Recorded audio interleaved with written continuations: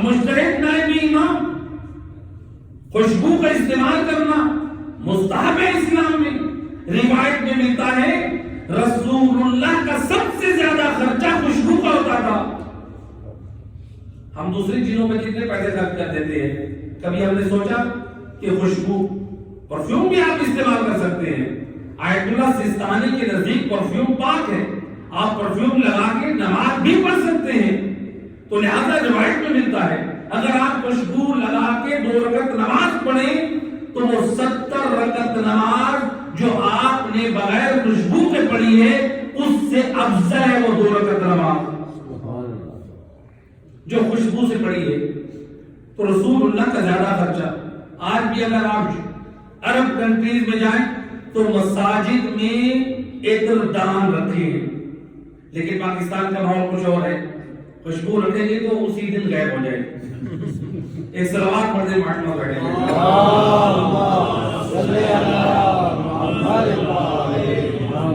نعرہ تکبیر اللہ اکبر, نعرہ رسالت یا رسول اللہ, نعرہ حیدری یا علی, نعرہ خوشنودی محمد و آل محمد صلوات اللہم صلی علی محمد و آل محمد. معذرت چاہتا ہوں, یہ بھی اپنی نسلوں کی تربیت کرنی چاہیے. اس لیے ایک جملہ یہاں پر نقل کرتا چلوں, بزرگ علماء کا یہ جملہ ہے. کیا وجہ ہے؟ ہمارے نوجوان نمازی بھی اکثر ہوتے ہیں, بارش بھی ہوتے ہیں, روزے دار بھی ہوتے ہیں, لیکن اکثر لوگوں میں حرام خوری یا ہیرا پھیری یا فراڈ یا چوری یہ کیوں آ جاتا ہے آخر؟ حالانکہ بات نمازی بھی ہوتے ہیں, روزے دار بھی ہوتے ہیں, لیکن پھر یہ عادت کیوں ہوتی ہے؟ اس لیے کہ نہ مجالس سے ایسی کوئی التماس کی جاتی ہے اہل منبر سے کہ حقوق لوگوں کے حقوق پر گفتگو کی جائے. جب ہم اپنی قوم کو حلال و حرام کی تعلیمات نہ دیں گے, نہ وہ مطالبہ کریں گے, تو وہ نقائص اور خرابیاں اور خامیاں ہی رہیں گی. تو لہٰذا ان چیزوں کی بھی طرف توجہ ہونی چاہیے. ایک صلوات پڑھ دیں محمد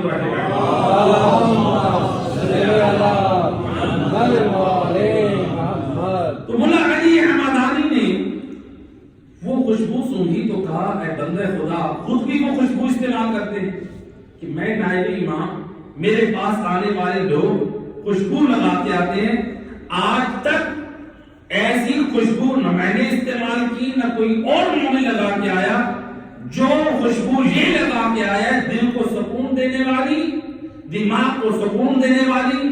نائب امام بھی حیران ہو گئے, کہتے ہیں بندہ خدا کی جو تم نے خوشبو لگائی ہے اس کا نام کیا ہے؟ یہ کہتے ہیں میں خاموش رہا. کہا بندہ خدا تجھ سے پوچھ رہا ہوں اس خوشبو کا نام کیوں نہیں بتاتے؟ کہا کہ یہ کوئی خوشبو نہیں ہے, لیکن آپ اصرار کر رہے ہیں, آپ آقا زادے ہیں, نائب امام ہیں, آج تک میں نے یہ راز رکھا ہے, لیکن آپ کے اصرار پر میں اس راز سے پردہ اٹھا رہا ہوں. کہا میں ایک رات کو سویا, عالم خواب میں میں نے دیکھا رسول اللہ تشریف فرما ہے.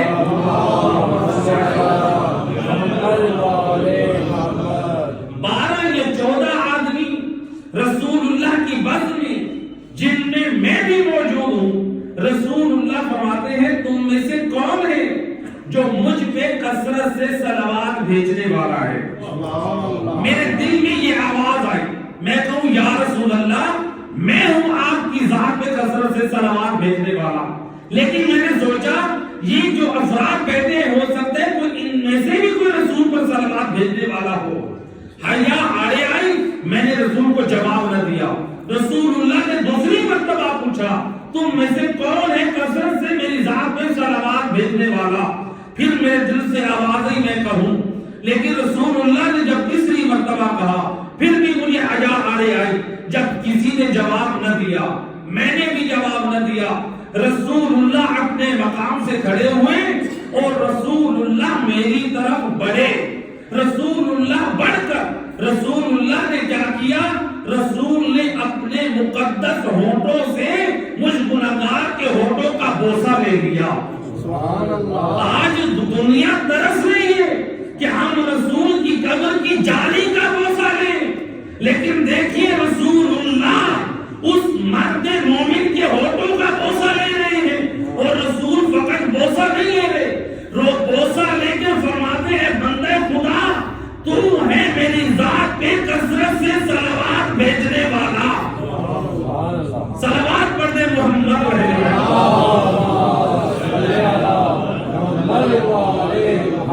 کہا آقا اس میں مجھ حقیر کا کوئی کمال نہیں ہے، جب سے ذات رسالت نے میرے ہونٹوں کا بوسہ لیا ہے، اللہ نے رسول کے ہونٹوں کے صدقے میں میرے وجود میں یہ خوشبو پیدا کر دی ہے۔ تو لہذا اپنے فارغ اوقات کو غنیمت سمجھتے ہوئے یہ صلوات ایسی عبادت ہے، اپنے اوقات کو ضائع نہ کریں، فضول چیزوں میں لغو چیزوں میں ایک مل کے صلوات پڑھے محمد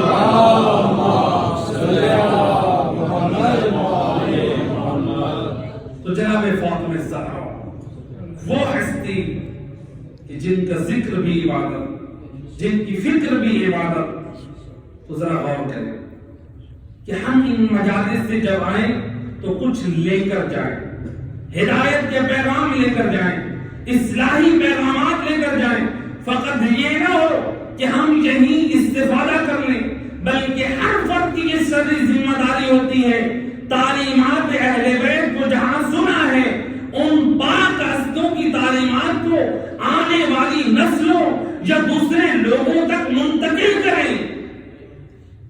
یہ ہر ایک بشری وظیفہ ہوتا ہے، اگر ہمیں ان ہستیوں سے محبت ہے تو پھر ہمیں ان کی تعلیمات سے بھی محبت رکھنی ہوگی۔ آج کل ایک روایت جو پیش کر کے اس کا غلط مفہوم سمجھا جاتا ہے، مثال کے طور پہ، مثال نہیں ہے بلکہ حقیقت میں یہ ایک واقعہ رونما ہوا ہے۔ عراق زیارات کے لیے زائرین جا رہے ہیں اور جیسے دبئی ایئرپورٹ پہ کچھ دیر کے لیے وہاں پر وقفہ ہوتا ہے، یعنی دوسری فلائٹ کا انتظار کیا جاتا ہے۔ اب وہاں پر کچھ مومنین نے نماز واجب کو ادا کیا، نماز ظہر ادا کی، لیکن ایک کثرت کی تعداد بہت سارے مومنین مومنات جو کربلا جا رہے ہیں زیارت امام حسین کے لیے نماز نہیں پڑھ رہے۔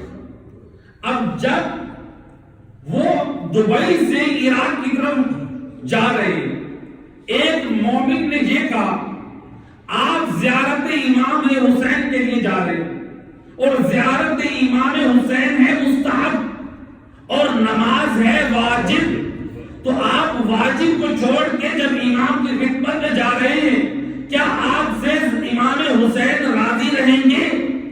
تو جن میں سے ایک خاتون بول اٹھی، بھئی آپ ہمیں کیا سمجھائیں گے؟ حسین کی ماں فاطمہ زہرا کہتی ہے اگر کوئی میرے لال پہ آنسو بہائے تو میں اس کی جنت کی ضمانت دیتی ہوں۔ بے شک حدیث ہے، ہمارا ایمان ہے، بے شک حسین کے غم میں آنسو بہانا جنت کی ضمانت ہے۔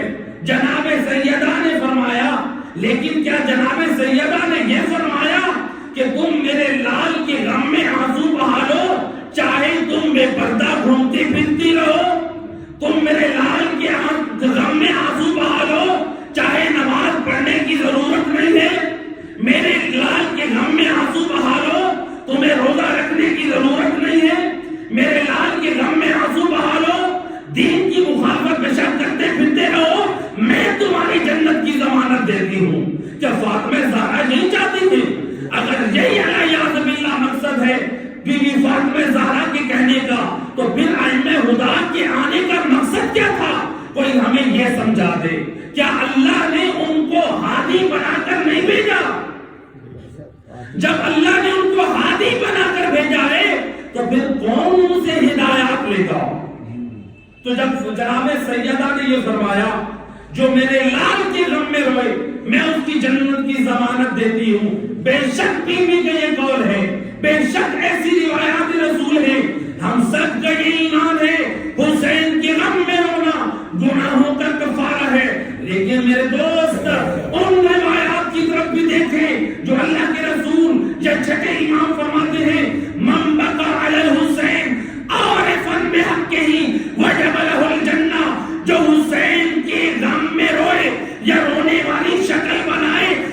لیکن حسین کے حق کی معرفت رکھتے ہوئے شرط یہ ہے اگر حسین کے حق کی معرفت ہے تو تب اسے جنت کی ضمانت ملے گی. حسین کے حق کی معرفت کیا ہے یہ بھی کبھی ہم نے سوچا؟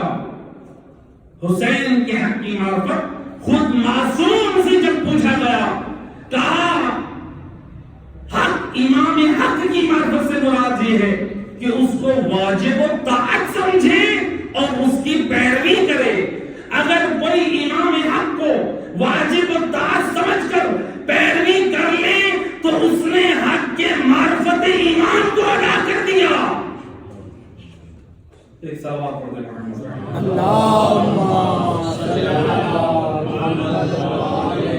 لہذا حسین کی ماں نے جو فرمایا ہے فاطمہ زہرا نے بیوی کی تعلیمات کو سمجھنے کی ضرورت ہے. بیوی نے یہ تو نہیں کہا ہے نماز نہ پڑھو دین پر عمل نہ کرو دین کا مذاق اڑاؤ اور تم میرے حسین کے غم میں رو.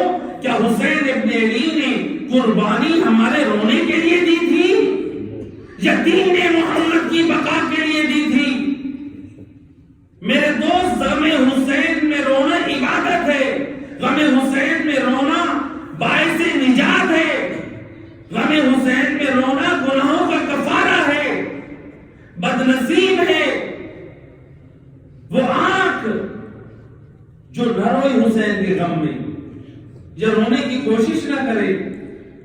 یقیناً ہر حب حسین رکھنے والا غم حسین میں روتا ہے لیکن تعلیمات اہمیت کو سمجھے.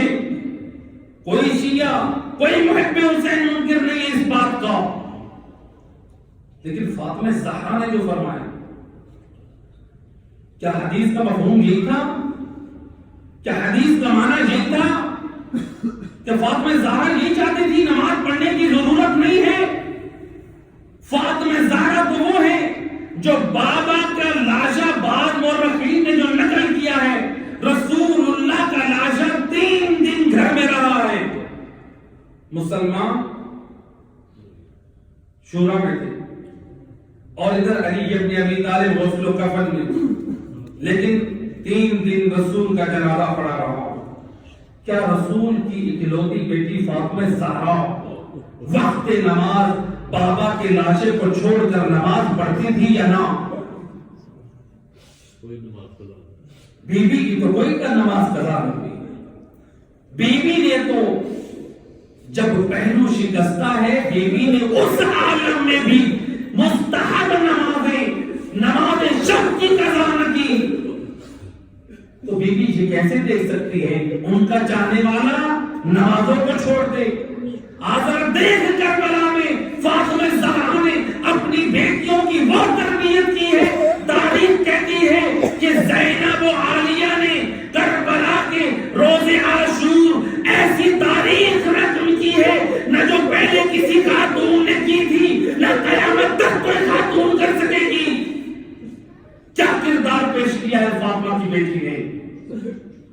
آج کسی بہن کا بھائی مرا ہوا ہو اسے نماز کا ہوش نہیں رہتا لیکن کربلا میں زہرا کا لال بامال لاشے سے بڑا ہے.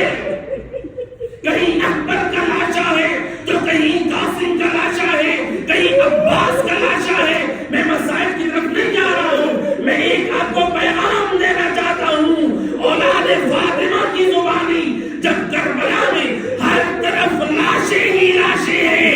روایت کہتی ہے جب مغرب کی اذان کا وقت ہوا بنت علی نے کیا کیا؟ نظرت یمیناً و شمالا. علی کی بیٹی کبھی دائیں دیکھتی ہے علی کی بیٹی کبھی بائیں دیکھتی ہے. کیوں؟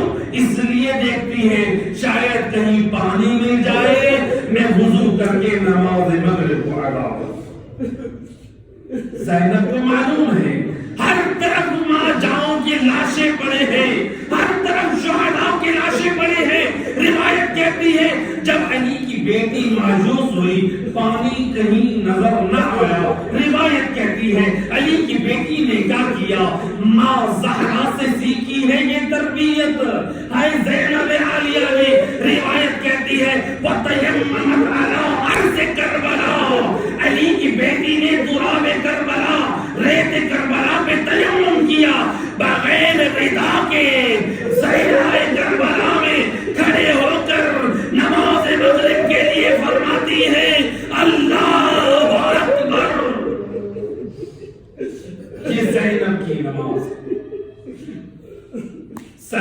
کربلا لاشوں سے بھرا ہے، لیکن علی کی بیٹی نے نماز نہیں چھوڑی۔ اے میری مومنات ماں بہنوں، اے میرے بھائیوں جوانوں، فاطمہ زہرا کی حدیث کا غلط مفہوم نہ سمجھیں۔ میں اور آپ لاکھ زیارات حسین پہ جائیں، بے شک حسین کی زیارت پہ جائیں۔ رسول اللہ فرماتے ہیں جو حسین کی زیارت پہ آئے وہ ایسے جیسے اس نے میری زیارت کی ہے۔ جو حسین کی زیارت پہ آئے میں میدان محشر میں اس کی شفاعت کروں گا۔ لیکن میرے دوست، ان ثوابوں کی وجہ سے تو نماز جیسے واجب کو فراموش نہ کر دے۔ کیا میں حسین کی معرفت زیادہ رکھنے والا ہوں یا علی کی بیٹیاں؟ کیا ہم زیادہ معرفت رکھنے والے ہیں یا فاطمہ زہرا کی بیٹیاں؟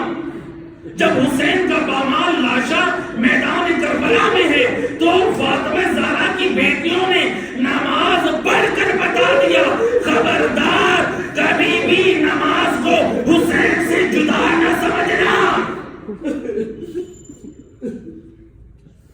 حسین کو اگر نماز کو حسین سے جدا سمجھا تو گویا تم نے مقصد حسین کو نہ سمجھا۔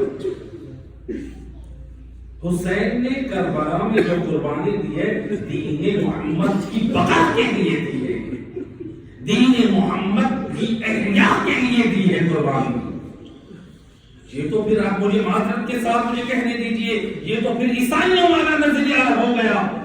وہ کیا کہتے ہیں؟ ان کے ہاں یہ نظریہ موجود ہے کہ حضرت عیسیٰ وہ سولی پہ چڑھ گئے، وہ ہمارے گناہوں کا کفارہ ادا کر گئے، اب ہم دنیا میں جو کرتے پھریں حضرت عیسیٰ ہمارے لیے کفارہ کے طور پہ انہوں نے قربانی پیش کر دی۔ اب کیا ہم یہی سمجھتے ہیں؟ جناب فاطمہ زہرا کی حدیث یہی سمجھا رہی ہے کہ تم میرے لال پر رو لو، تمہیں نماز کی ضرورت نہیں ہے، تمہیں دین پر عمل کی ضرورت نہیں ہے، میں تمہاری جنت کی ضمانت دیتی ہوں۔ یعنی الیاذ باللہ، کیا حسین ابن علی کی قربانی کا یہی مقصد تھا کہ اے میرے نانا کی امت، تم جو گناہ کرنا چاہو کرتے رہو، میں تمہارے گناہوں کا کفارہ کے طور پر قربانی پیش کر رہا ہوں؟ یہ نظریہ تو کافروں کا ہے، یہ نظریہ تو نان مسلم کا ہے، یہ نظریہ تو نصارہ کا ہے۔ اصلاح کریں، تعلیمات فاطمہ زہرا کو سمجھیں، اپنے مذہب کو جو اتنا سچا مذہب ہے اس کا مذاق نہ اڑانے دیں۔ چاہیے تو یہ تھا کہ ہم اپنے مذہب کا وقار بلند کریں کہ امام جعفر صادق علیہ الصلوۃ والسلام امام فرماتے ہیں شیعتنا کونوا لنا زینا، اے ہمارے شیعوں ہمارے لیے باعث زینت بنو، ولا تکونوا علینا شینا، ہمارے لیے باعث ننگ و عار نہ بنو۔ یعنی اے ہمارے شیعوں ایسا کردار اپناؤ کہ تم ہمارے لیے زینت بنو، ایسے بد اعمال انجام نہ دو جو ہمارے لیے باعث شرمندگی ہو۔ بلکہ چھٹے امام یہاں تک فرماتے ہیں، امام فرماتے ہیں غیروں سے تمہارا تعلق ایسا ہو جب وہ مریض ہوں ان کی عیادت کو جاؤ، جب وہ مشکل میں ہوں ان کی حاجت روائی کرو، جب وہ مر جائیں ان کے جنازے میں جاؤ، ان کے دکھ درد میں شریک ہو۔ امام فرماتے ہیں اپنا پاکیزہ کردار ایسا پیش کرو کہ جب تم چلو تو دنیا والے یہ کہیں رحم اللہ جعفر ابن محمد، خدا جعفر صادق پر رحم کرے کہ اس نے کیسے اپنے شیعوں کو بہادر بنایا ہے۔ امام ایسا چاہتے ہیں اپنے شیعوں کو۔ امام فرماتے ہیں غیروں کی زبان پر تمہارے حق میں یہ نعرہ بلند ہو اور ہم ایسے اعمال ظاہر کریں، اپنا ایسا کردار، اپنی ایسی تعلیمات، اپنا نظریہ ایسا پیش کریں کہ غیروں کو یہ کہنا پڑے کہ اللہ جانے مسلمان ہے کہ ایک صلوات پڑھیں محمد پڑھیں۔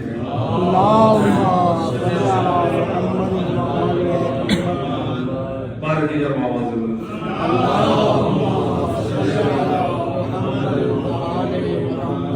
تو لہذا ایک میسج آخری اور پیغام خواتین کے لیے، فاطمہ زہرا کی تعلیمات کیا ہیں مردوں کے لیے، خواتین کے لیے.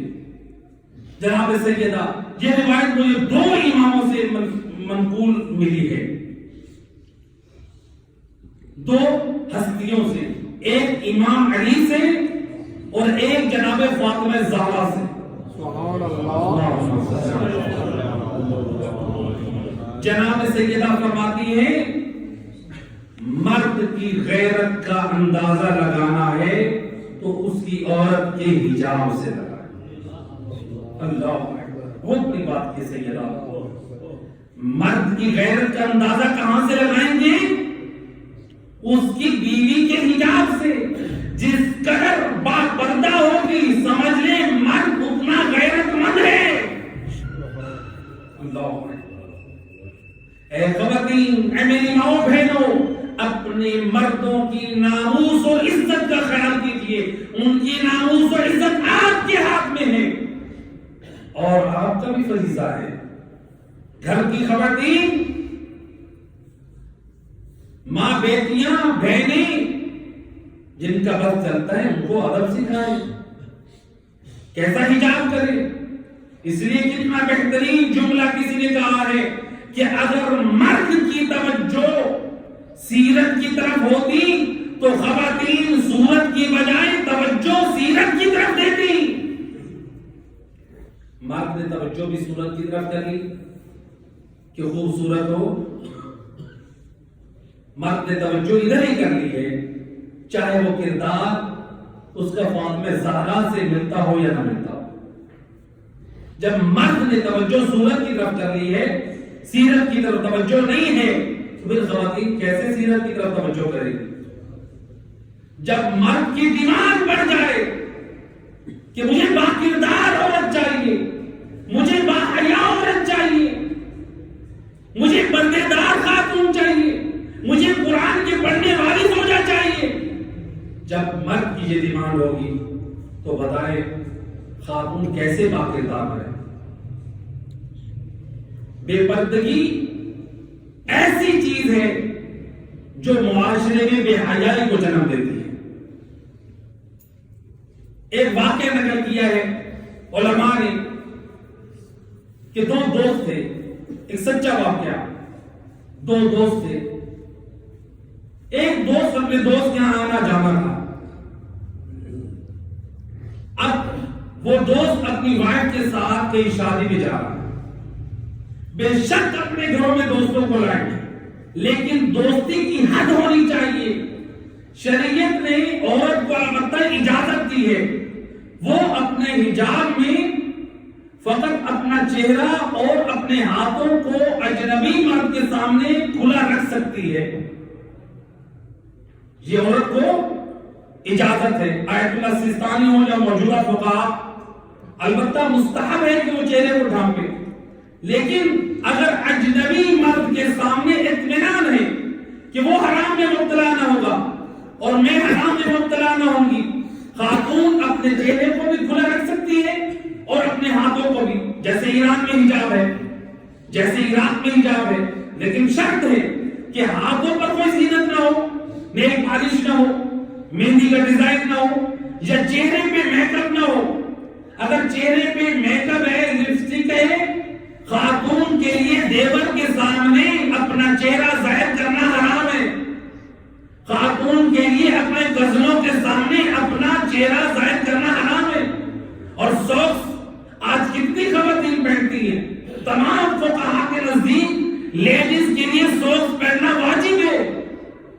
یعنی جب تک وہ 50 ایئر یا اس سے اوپر جس حد میں خاتون ایک خاص حالت میں پہنچ جاتی ہے، اس وقت سے پہلے خواتین کے لیے سوکس جرابیں پہننا واجب ہے. حجاب تو یہ حصہ ہے، لیکن بہت خواتین کم ہیں جن کو اس مسئلے کا علم ہے. ایک صلوات پڑھتے ہیں محمد وحی پہ.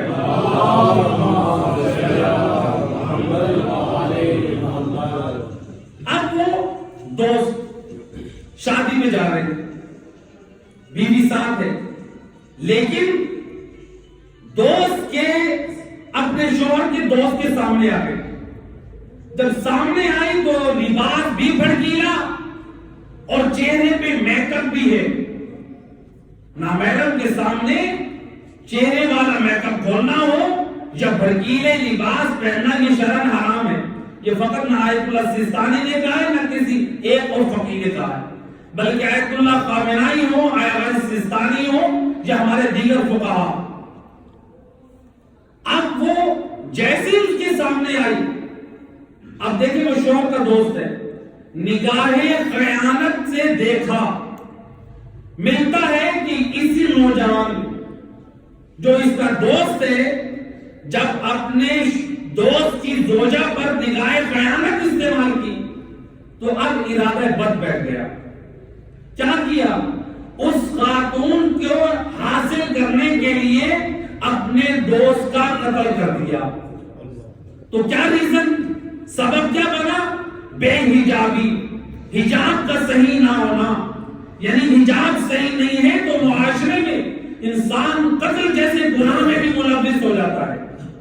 اگر حجاب صحیح نہ ہو تو معاشرے میں انسان فحاشی اور بے حیائی اور دوسری طرف بھی چلا جاتا ہے.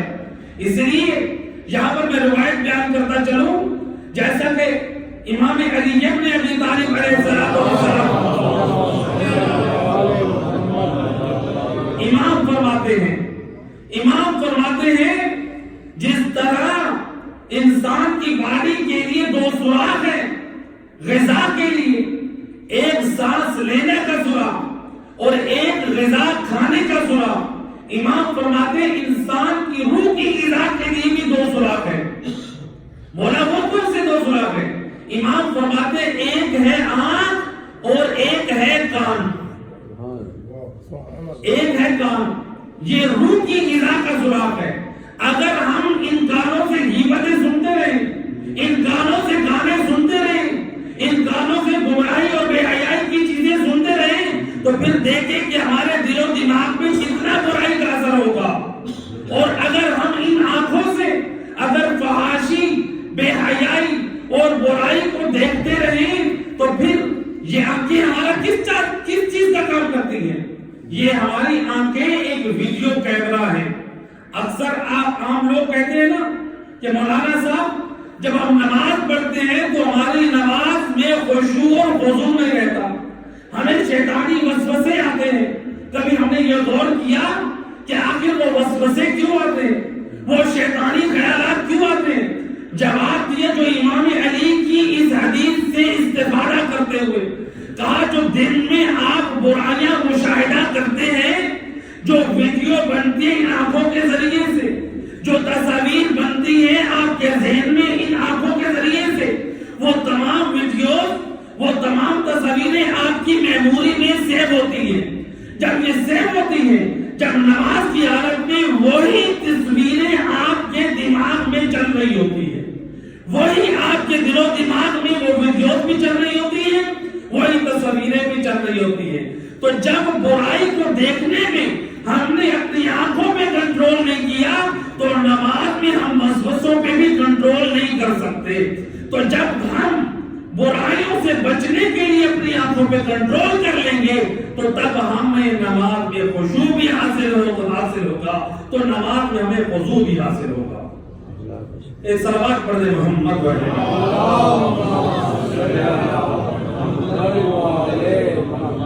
بار دیگر آواز بلند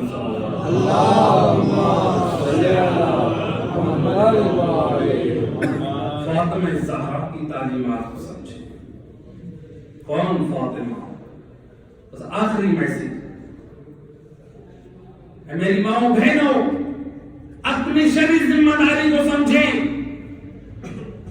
بی بی فاطمہ زہرا نے ایک خاتون کی کیا ذمہ داری کو بیان کیا ہے. روایت کہتی ہے بی بی کی آخری ایام میں مرض بڑھ رہا ہے. یہ ایک دن ایسا آیا کہ سیدہ سخت مریض ہے. روایت کہتی ہے جناب سیدہ ساری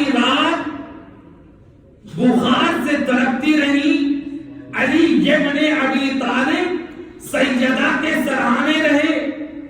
جب صبح سے پہلے کچھ دیر پہلے جناب سیدہ کی آنکھ لگی تو علی ابن ابی طالب اس اطمینان سے سیدہ آرام کر رہی ہے مسجد النبوی میں تشریف لے گئے.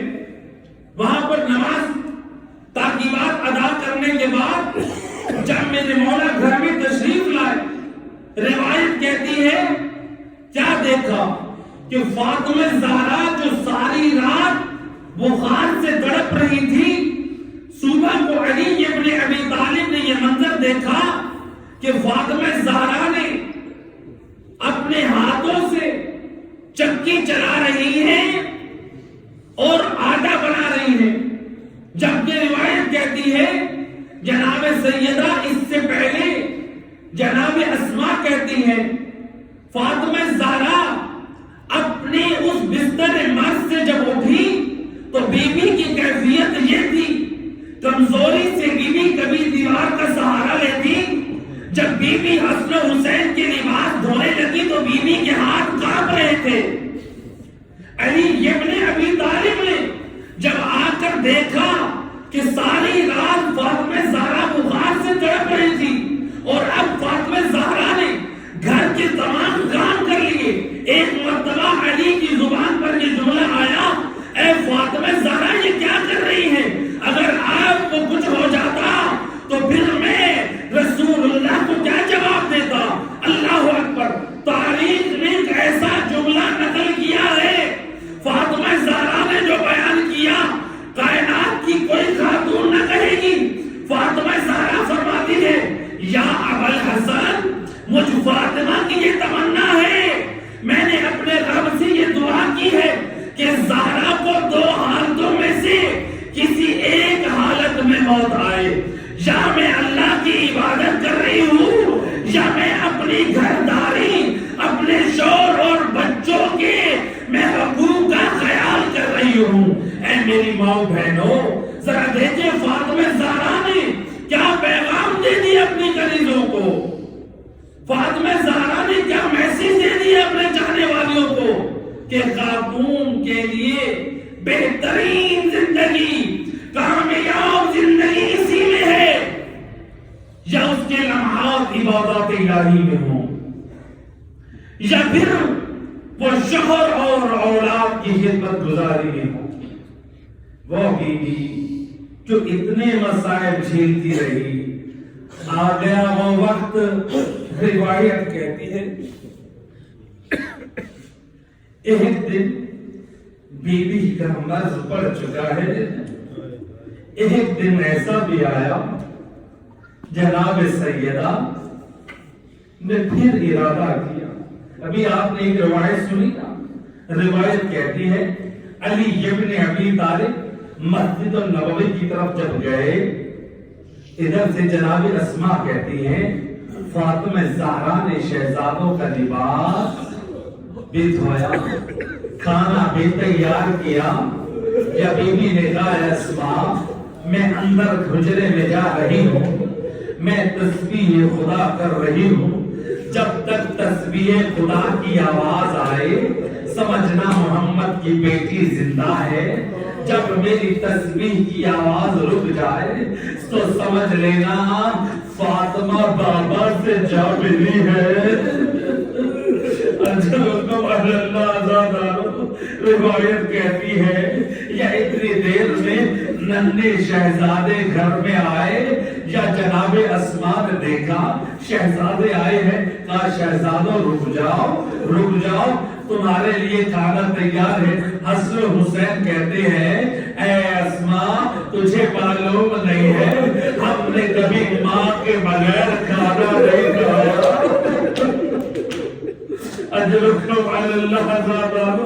جناب اسماء کہتی ہے میں حجرہ زہرا میں گئی، یا بنت محمد کی تسبیح کی آواز رک چکی تھی.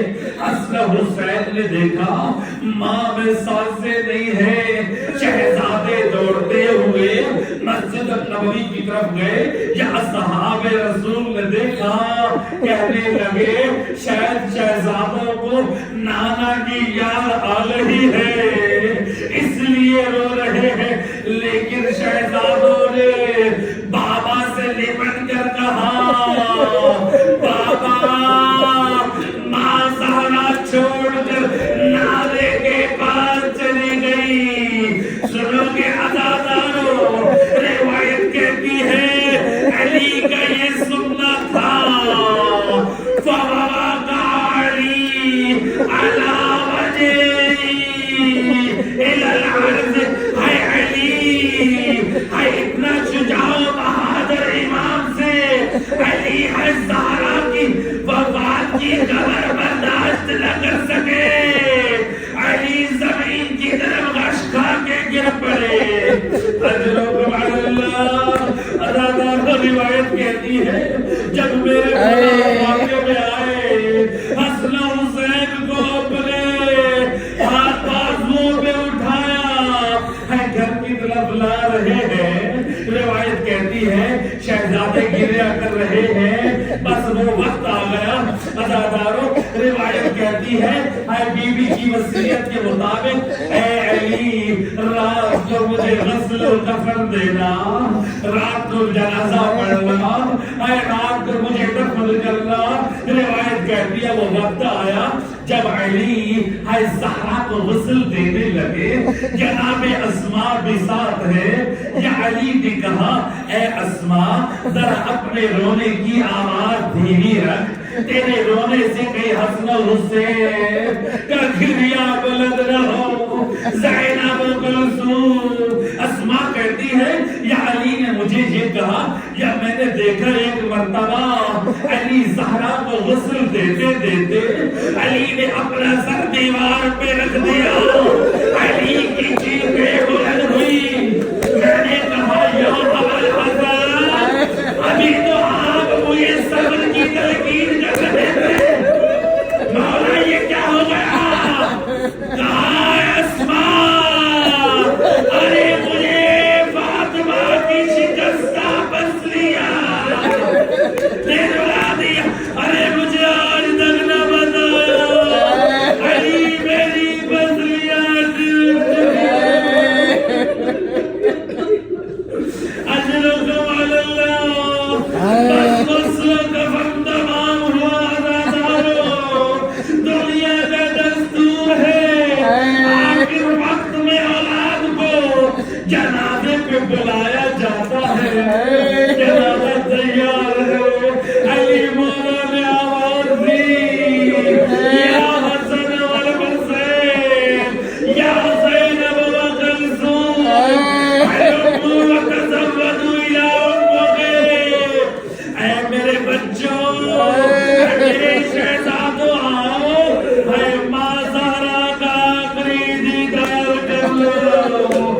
روایت کہتی ہے شہزادے بچے ماں زہرا کے لاشے پہ آئے، حسن مجتبیٰ ماں کے سینے سے لپٹے، ہے حسین مولا اللہ میں مجلسی روایت نقل کرتے ہیں حسین آقا ہے ماں زہرا کے قدموں سے لپٹ گئے، چھوٹے چھوٹے ہاتھوں سے ماں کے قدم کو پکڑ لیا، قدموں کا بوسہ دے رہے ہیں اور کہہ رہے ہیں یا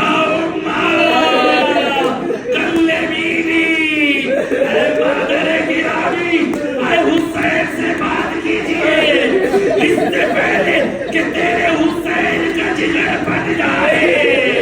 روایت کہتی ہے انت وحنت ومدت یدیہا، ہے بندے کفن ڈھونڈے، زہرا کے ہاتھ بلند ہوئے، حسن حسین کو سینے سے لگایا۔ بس آخری جملہ روایت کا، روایت کہتی ہے حسن حسین ماں زہرا کے سینے سے لپٹ کر رو رہے ہیں، گھر میں کورام ہے۔ علامہ مجلسی نقل کرتے ہیں حسن حسین کے رونے سے جبرائیل نے آواز دی یا ابوالحسن، حسن حسین کو